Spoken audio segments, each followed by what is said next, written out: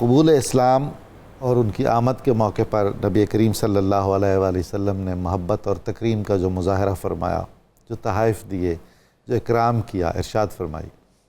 یہاں بطور خاص ایک بات عرض کرنا چاہتا ہوں کہ ارشاد۔ کوئی شخص حضور اکرم صلی اللہ علیہ وآلہ وسلم کی دل و جان سے خدمت کرے تو وہ اسلام سے کیسے محروم رہ سکتا ہے؟ واہ واہ واہ۔ یہ اللہ تبارک و تعالیٰ کا خصوصی انعام ہے، دین اسلام کو قبول کرنا۔ وہ حضور علیہ السلام کی محبت پر بہت زیادہ منحصر ہوتا ہے۔ جس نے بھی محبت کی ہے اس کو یہ دین مبارک اللہ تعالیٰ نے ضرور عطا فرمایا ہے۔ تو حضرت حلیمہ سعدیہ نے چونکہ نبی پاک جان کائنات صلی اللہ علیہ وآلہ وسلم کا بچپن مکمل طور پہ دیکھا ہے اور وہ ساری برکات کو دیکھا ہے، تو اب نبی پاک صلی اللہ علیہ وسلم کے بچپن کو بھی تو اللہ تعالیٰ نے روایات کے ذریعے محفوظ کرنا تھا۔ تو جس نے روایت کرنا تھا تو وہ اسلام سے کیسے محروم رہ سکتا ہے؟ تو بچپن کی وہ تمام ہستیاں جنہوں نے نبی پاک صلی اللہ علیہ وآلہ وسلم کے لیے فآوا کا انتخاب کیا تو وہ ضرور اسلام کی جانب اللہ تعالیٰ نے انہیں بلایا اور اسلام انہوں نے قبول کیا ہے، تاکہ حضور صلی اللہ علیہ وآلہ وسلم کی بچپن کی وہ تمام روایات مستند بھی ہوں اور ان پہ اعتماد بھی کیا جائے کہ ایک مسلمان نے اسے روایت کیا ہے۔ حضرت حلیمہ سعدیہ اعلان نبوت سے پہلے بھی حضور علیہ السلام کے پاس مکہ معظمہ میں حاضر ہوئی تھیں۔ اس وقت حضور صلی اللہ علیہ وسلم نے نکاح فرما لیا تھا حضرت خدیجہ الکبریٰ کے ساتھ، اور حضرت ام المومنین آپ کے پاس ہی موجود تھیں۔ جب حضرت حلیمہ سعدیہ حاضر خدمت ہوئیں تو حضور علیہ السلام نے صاف الفاظ میں کہا یا امی یا امی، اے میری ماں، اے میری ماں، اور آپ نے اپنی چادر کو بچھا دیا۔ تو اس وقت وہ حاضر خدمت ہوئی تھیں، علاقائی پریشانی جو تھی، قحط سالی تھی، اس کے لیے عرض کی کہ حضور مہربانی کریں، ہمارے ہاں قحط سالی ہے اور مشکل وقت ہے۔ تو حضرت ام المومنین خدیجہ الکبریٰ نے 40 بکریاں تحفے میں دی حضور کی جانب سے، اور ایک اونٹ بھی تحفے میں ان کو پیش کیا۔ واپس چلی گئیں، اور پھر فتح مکہ کے بعد حضرت حلیمہ سعدیہ کو جب یہ ساری باتوں کی خبر ہوئی، ظاہر سی بات ہے یہ چھوٹے قبائل جو ہیں وہ سفر تو نہیں کرتے تھے کہ کون سی علاقائی سطح پر تبدیلیاں واقع ہو چکی ہیں۔ تو فتح مکہ کے بعد یہ تمام طائف تک جو علاقے تھے وہ نبی پاک علیہ السلام کے اعلان نبوت سے مکمل آگاہ ہو چکے تھے۔ تو آپ اپنی اولاد کے ہمراہ، اپنی بیٹی حضرت شیمہ کے ہمراہ، حضرت عبداللہ حضرت حارث آپ کے شوہر ہیں، ان کے ہمراہ حضور صلی اللہ علیہ وآلہ وسلم کی خدمت میں دوبارہ حاضر ہوئیں۔ جیسے ہی حاضر ہوئیں تو پھر حضور علیہ السلام نے کوئی والہانہ انداز میں، اب دیکھیں فاتح مکہ ہیں اور پوری کائنات کے مالک ہیں، لیکن اس سے پہلے سرزمین عرب میں اتنا زیادہ علاقہ کسی کے تصرف میں نہیں تھا، کسی کے اتنی مستحکم حکومت کسی کی بھی نہیں کسی کے پاس، ظاہراً وہ اور پھر مستقبل میں بھی جس شخص کا نام پوری دنیا میں جانا ہے وہ اس وقت ہر کوئی حضور علیہ السلام کے چہرے کی طرف ہی دیکھ رہا ہے، یہاں تک کہ کیسر و کسرا تک حضور صلی اللہ علیہ وسلم کی تعریفیں پہنچ چکی تھی، اور وہ شخصیت نسبتوں کو، رشتوں کو، تعلق کو کیسے نبھاتے نظر آ رہے ہیں کہ آپ علیہ السلام صاف صاف کہتے ہیں میری ماں،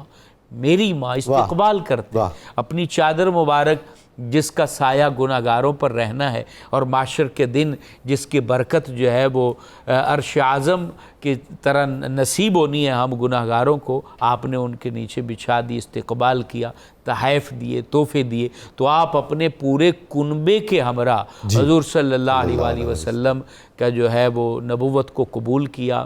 کلمہ شہادت پڑھا، نبی پاک علیہ السلام کی امت میں شامل ہوئے۔ تو بہرحال یہ بات میں عرض کرنا چاہتا ہوں کہ نبی پاک صلی اللہ علیہ وآلہ وسلم کی خدمت اور حضور کی محبت، یہ بندہ کفر پہ نہیں مر سکتا۔ بے شک یہ اللہ تبارک و تعالیٰ نے جب یہ کہا ہے الم یجد کا یتیما فآوا،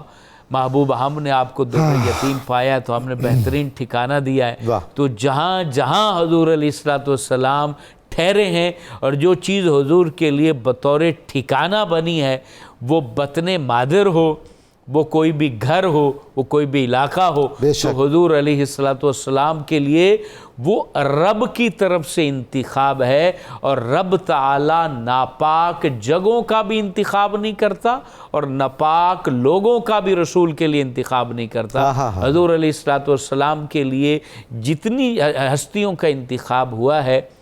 وہ ازل میں ہی ان کو اللہ تعالیٰ نے پاک فرما دیا ہے، اور ازل سے ہی ان کے لیے جو ہے نا خیر و برکت کے اعلانات ہو چکے ہیں، اور ازل سے ہی اللہ تبارک و تعالیٰ نے ان کو خوش بخت لوگوں کی لسٹ میں شامل کیا ہے۔ مدنی صاحب، یہ تو پھر اندازہ ہو رہا ہے کہ رسول خدا صلی اللہ علیہ وآلہ وسلم کو سیدہ آمنہ کے ساتھ بالکل عملاً بہت زیادہ رہنے کا وقت نہیں ملا۔ ہاں نہیں، کیونکہ اصل اس کی ایک وجہ تھی کہ جب رضاعت کی عمر پوری ہو گئی تو پورا بنو سعد قبیلہ جو ہے وہ مکہ آ گیا۔ مکہ آ گیا۔ ایسے معاملہ یہ تھا کہ انہیں یہ نہیں تھا کہ ہم حضور علیہ السلام کی جو ہے نا وہ پرورش کر رہے ہیں یا خیال کر رہے ہیں، دراصل معاملہ یہ تھا کوئی بیمار ہو جاتا تھا تو حضور کے پاس آ جاتا۔ جی بالکل۔ بنو سعد قبیلے میں سے کسی کو کوئی تکلیف ہوتی تو نبی پاک جانے کا مبارک ہاتھ اپنے اوپر لگاتے تھے، وہ ٹھیک ہو جاتے تھے۔ تو ان کے لیے تو یہ حضور علیہ السلام طبیب حاذق تھے، اور نبی پاک علیہ السلام کا وجود ان کی تربیت کر رہا تھا اور ان کی پریشانیوں کو دور کر رہا تھا۔ تو اس لیے صرف حضرت حلیمہ سعدیہ کا گھرانہ نہیں، پورا بنو سعد قبیلہ حضرت عبد المطلب اور حضور علیہ السلام کے خاندان کے پاس آیا کہ مہربانی کرے کچھ اور سال جو ہے وہ ہمیں عطا فرما دے تاکہ ہم خدمت کر سکیں اور ہمیں یہ شرف حاصل ہو، کیونکہ ان کی بھی نگاہیں ظاہر سی بات ہے اہل عرب جو تھے ان میں یہ بات موجود تھی۔ وہ ٹھیک ہے، ان کو کہا جاتا ہے کہ وہ زمانہ جاہلیت تھا، وہ صرف توحید نہ ہونے کی وجہ سے کہا جاتا ہے، ورنہ وہ ذہین بہت تھے، اور ان کو جو ہے وہ کہتے ہیں نا شخصیت شناسی، اس کا انہیں پورا علم تھا، وہ جان چکے تھے اور پھر ظاہری برکات دیکھ چکے تھے۔ تو اس لیے حضور علیہ السلام کو دوبارہ بنو سعد قبیلے میں سیدہ آمنہ کا بڑا ایثار ہے، اور یہ اصل میں معاملہ یہ ہے کہ حضور علیہ السلام کی ماں اور ایثار نہ کرے تو زمانے کو برکتیں ہی تو دینے آئے۔ نبی پاک علیہ السلام کی امی حضور تو سب کچھ دیکھ چکی تھی، اور آپ چاہتی تھی کہ ان کے قدم جو ہے ان علاقوں پر لگ جائیں، کیونکہ حضرت آمنہ جانتی تھی کہ نبی پاک علیہ السلام کی سانسوں کی مہک جہاں جہاں جائے گی اور حضور کے قدم جہاں جہاں لگیں گے وہ سارا برکت سے بھر جائے گا اور وہ توحید کا منبع بن جائے گا، اور اسی لیے انہوں نے اصرار کیا کہ نبی پاک علیہ السلام ان علاقوں کو نوازیں اور ان لوگوں کو جو ہے نا وہ شناسائی مل جائے، تاکہ جب اعلان نبوت ہوگا، کیونکہ آپ کی امی حضور کو تو یہ بشارت دے دی گئی تھی نا کہ تمہیں جو ہم نے بیٹا عطا کیا ہے یہ کائنات کا سردار ہے جی بالکل، اور اللہ تعالیٰ کے آخری نبی ہیں۔ تو آپ کی امی حضور جانتی تھی، کیونکہ تمام ارواح مقدسہ کو بھی آپ نے ملاحظہ کر لیا تھا، نبیوں کی روحوں کو بھی دیکھا تھا، فرشتوں کو بھی دیکھا تھا، تو اس لیے یہاں پر جو ہے حضرت آمینہ کا جو اثار تھا وہ اسی لیے تھا کہ اس خطے کے لوگ بچپن سے میرے بیٹے کو پہچان جائیں، جب یہ اعلان نبوت کریں تو یہ سارے لوگ کلمہ پڑھ کے مسلمان ہو جائیں، تو دست و بازو ظاہر بنے۔ وہ ان کا اثار جو تھا وہ یہ زمانے کے لوگوں کو اسلام کے قریب لانے کے لیے تھا اور حضور علیہ السلام کی معرفت و پہچان کے لیے تھا۔ علامہ صاحب، یہ جو حضرت ثویبہ جی وہ بھی رضائی ماں ہیں، بالکل، اور سید حمزہ کی بھی، جی تو وہ کون ہیں اور ان کا کیا تعارف ہے؟ اصل میں وہ بھی مکہ سے ان کا تعلق ہے، اسی علاقے سے، اسی خطے سے ان کا تعلق ہے۔ معاملہ یہ ہے کہ ولادت کے فوراً بعد